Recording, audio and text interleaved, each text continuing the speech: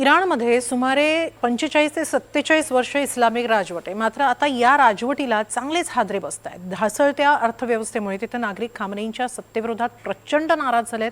मात्र हे आंदोलन हाताळताना इराण सरकारने थेट अमेरिका आणि इस्रायलवरच आरोप केलेत। तर अमेरिकेनेही आम्ही आंदोलकांच्या बाजूने असून प्रसंगी आंदोलकांच्या बाजूने उतरू असा थेट इशाराच दिलाय। त्यामुळे जर इराणमधली परिस्थिती बदलली नाही तर खरंच पुन्हा इराण अमेरिका युद्ध होईल का? अमेरिकेच्या मदतीने इराणमध्ये राज्यक्रांती घडवली जाईल का? पाहूया एक रिपोर्ट। आंदोलनांमागे अमेरिका इस्रायल, आम्हीही युद्धाला तयार, इराणची थेट धमकी। इराणमध्ये अमेरिका राजेशाही वसवणार। गेले 13 दिवस इराण धुमसतोय। इराणी चलन रियालची विक्रमी पातळीवर घसरण झाली आणि तिथं आंदोलनांचा भडका असा काही उडाला की काही केल्या इराणच्या इस्लामिक सरकारला हे आंदोलन शमवता येत नाहीये। जून 2025 मध्ये अमेरिकेविरोधात इराणी सरकारचं असलेली जनताच आता इराणी सरकारवर इतकी नाराज झालीय की मुल्ला देश छोडो, रजा पहलवींना परत आणा अशा घोषणा देऊ लागलीय। आंदोलकांवर गोळीबार, दडपशाही, अटकेची कारवाई असं सारं काही इराणी सरकारनं करून पाहिलं। यात सुमारे 45 जणांचा मृत्यूही झालाय। यावरूनच अमेरिकेनं इराणला थेट इशारा दिलाय। तोही अमेरिकन अध्यक्ष डोनाल्ड ट्रम्प यांच्याकडून हा इशारा आलाय।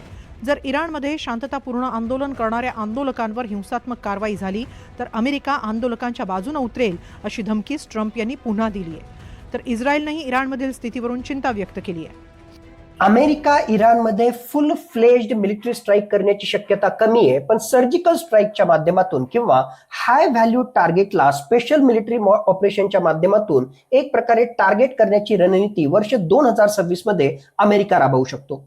अयातुल्ला अली खामेनी असो किंवा IRGC आणि इराणच्या आर्म्ड फोर्सेसचे कमांडरला टार्गेट करण्यासाठी काही स्पेशल मिलिटरी ऑपरेशन येणाऱ्या काळामध्ये अमेरिका त्या ठिकाणी राबवू शकतो। आणि त्याच अनुषंगानं अमेरिकेनं आज घडीला ब्रिटनमध्ये त्याचबरोबर पश्चिम आशियामध्ये त्यांचं 158th स्पेशल फोर्सेस रेजिमेंट तैनात करून ठेवले। दुसरीकडे इराण सरकारनं आंदोलन दडपण्यासाठी गोळीबार केल्यानं परिस्थिती अधिक चिघळली। त्यातच इराणनं या आंदोलनांमागे अमेरिका आणि इस्रायलचा हात असल्याचा आरोप केलाय। इराणबाबत अमेरिकन अध्यक्ष आणि गुन्हेगारी प्रवृत्तीचे इस्रायली पंतप्रधानांच्या मनात किती द्वेष आहे हे काही लपून राहिलेलं नाही। ते आमच्या अंतर्गत बाबीमध्ये नेहमीच हस्तक्षेप करत आले आहेत। ते ट्विट करतात, ते बोलतात, आजवर ते केवळ शत्रू म्हणूनच वागलेत। 6 महिन्यांपूर्वीच त्यांनी आपल्या इराणी कमांडरांना, सैनिकांना, शास्त्रज्ञांना, मुलांना, मुलींना, महिलांना आणि पुरुषांना अशा हजारोहून अधिक नागरिकांना ठार मारलंय।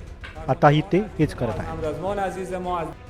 खुद्द इराणचे सर्वोच्च नेते अयातुल्ला अली खामनेई यांनीही अमेरिकेवर टीका करत त्यांना इशारा दिलाय। त्यांचे हात आपल्या हजारो नागरिकांच्या रक्तानं माखलेत।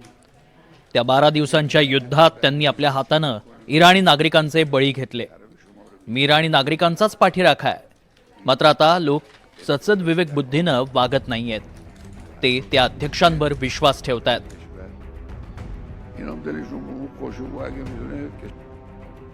मात्र आंदोलकांकडून खामनेईंविरोधात प्रचंड रोष व्यक्त केला जातोय।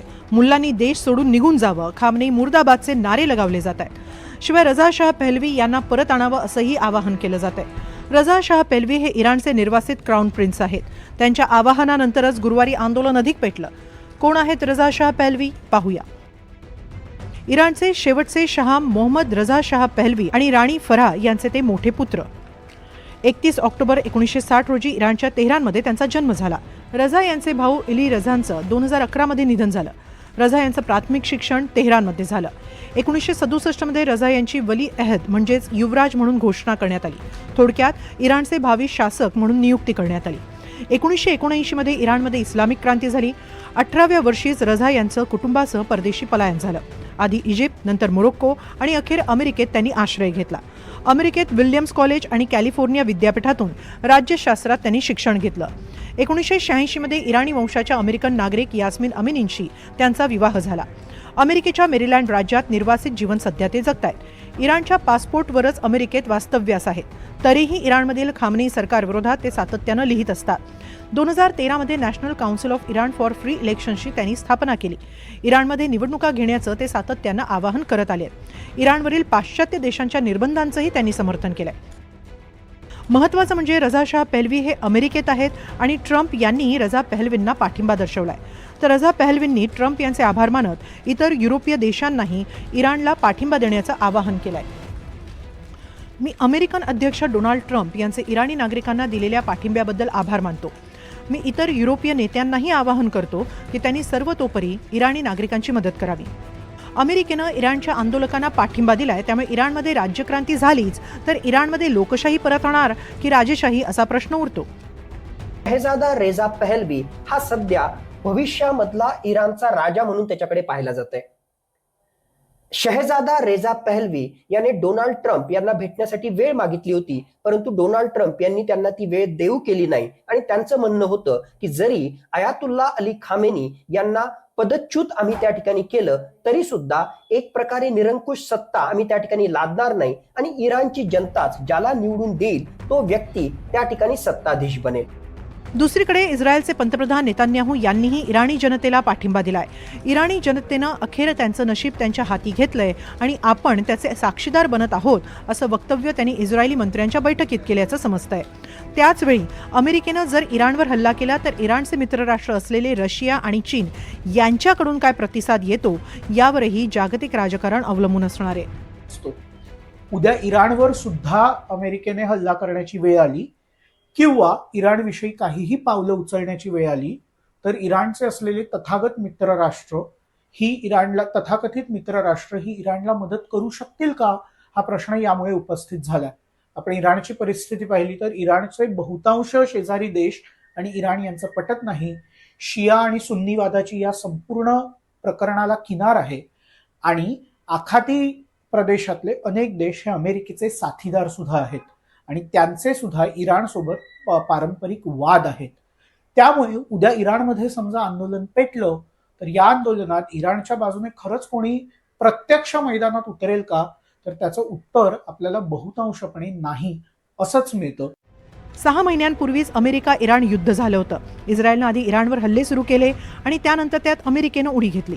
या सगळ्याला पार्श्वभूमी होती ती इराणच्या आण्विक प्रकल्पांची. अमेरिकेनंही इराणच्या आण्विक प्रकल्पांना लक्ष्य करत ते उद्ध्वस्त करण्याचा प्रयत्न केला. 12 दिवसांच्या युद्धानंतर पुन्हा दोन्ही देशांमध्ये वाटाघाटी सुरू झाल्या खऱ्या, मात्र त्यात म्हणावं तसं किंवा अमेरिकेला म्हणावं तसं अपेक्षित यश आलेलं नाही. शिवाय अमेरिकेनं इराणवर त्यांचे निर्बंध सुरूच ठेवलेले आहेत. खामनेई देखील अमेरिकेच्या अटी मानण्यास तयार नाहीत. त्यामुळेच आता उद्भवलेल्या या आंदोलनांच्या पार्श्वभूमीवर अमेरिका इराणमध्ये स्वतःच्या मर्जीनं चालणारं सरकार बसवणार का? अमेरिका इराणमध्ये राज्यक्रांती घडवणार की ट्रम्प क्रांती हे पाहणं महत्त्वाचं ठरेल. Bureau report, NDTV Marathi.